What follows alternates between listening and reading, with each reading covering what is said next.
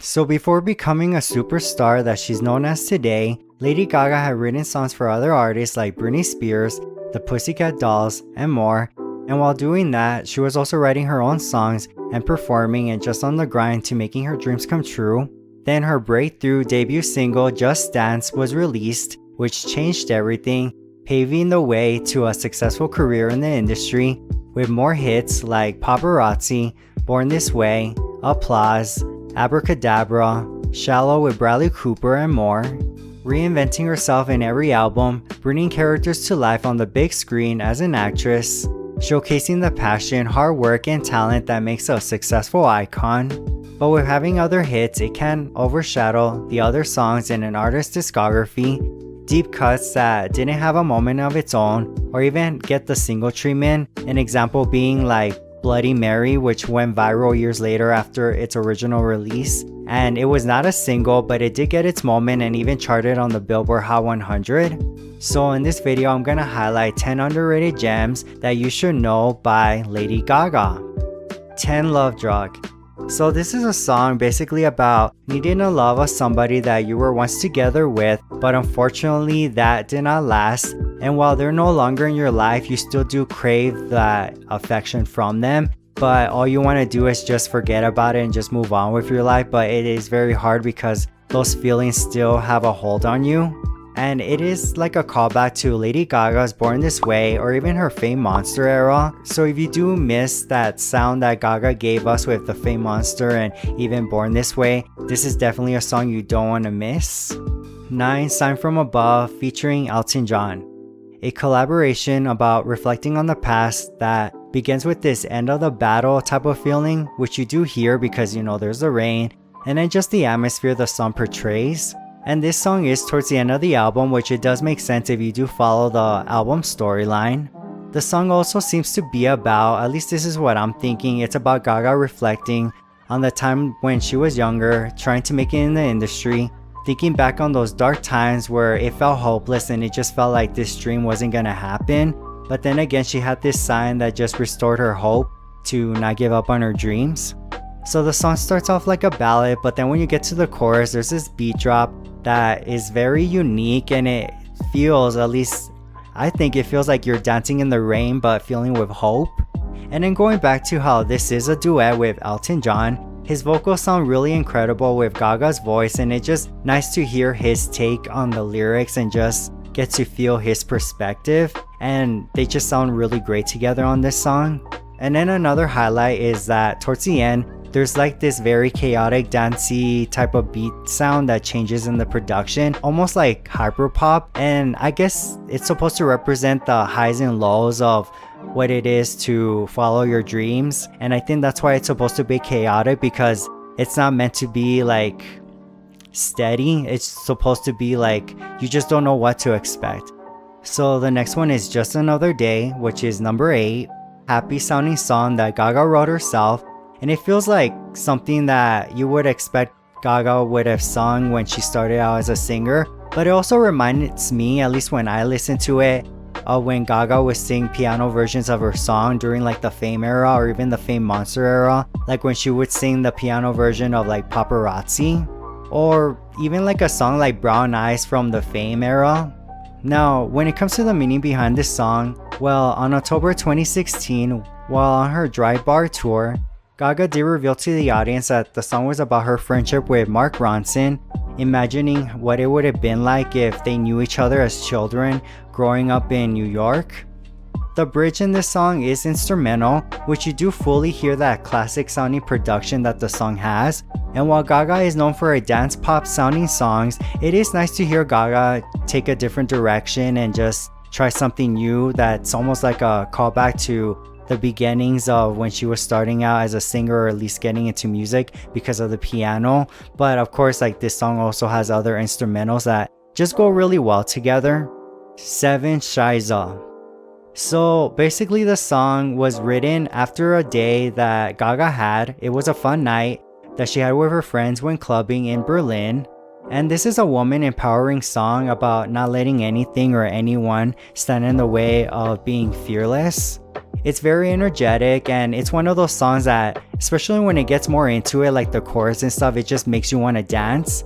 And this is also a good song just to have in an event, like something where you just need a lot of energy. This is a good song to add in a playlist. And while this song has yet to have a moment, because you never know, it might have a moment in the future, she does perform this on tour sometimes, so I'm happy just to see that she's still performing it, because it higher my chances that I'm gonna be able to hear it live one day. Because I'm just realizing, wait, I have heard her sing it live, I just haven't seen it like in person. So speaking of great songs that are great to put in a playlist, this next one, Summerboy, which is number 6. This is a great song to add in your summer playlist. It's a fun time with a classic summer vibe. Gaga sings in a different tone that sounds almost like a different singer is singing, but it is still her. And you know, she's painting the picture of a perfect summer romance.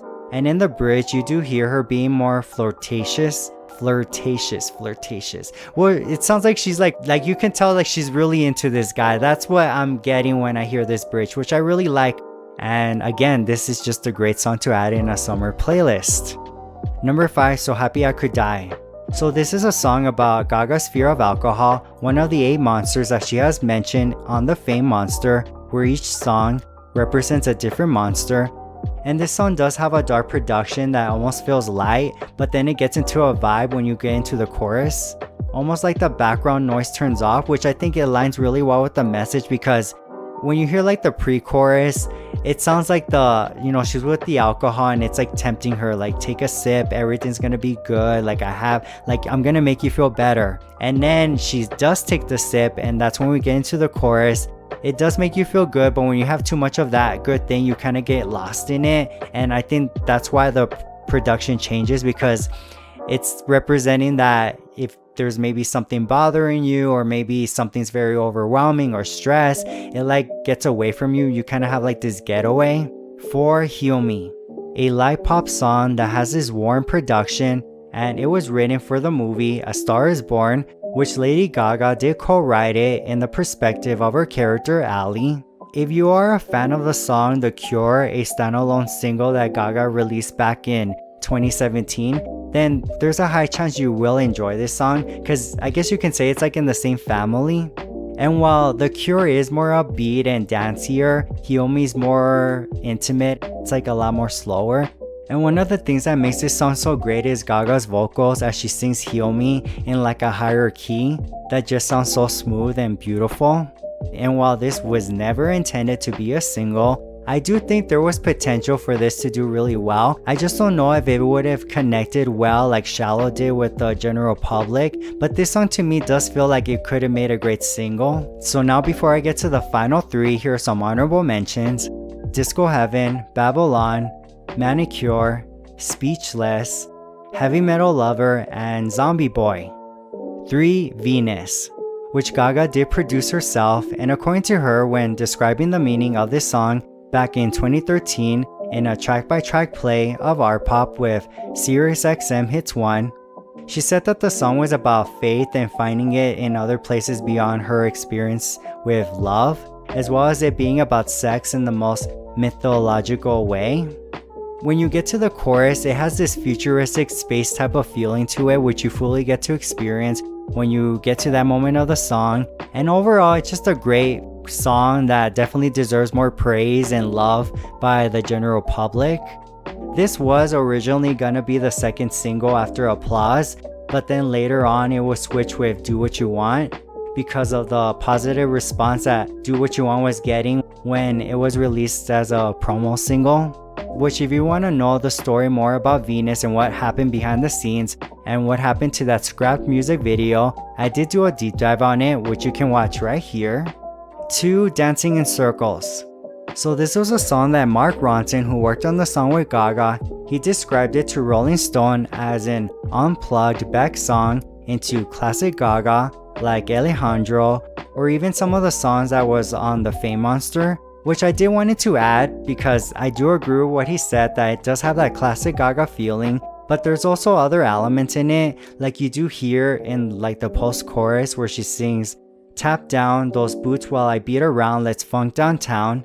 She sings in like a different tone, which reminded me of how she sang Summerboy from the Fame album.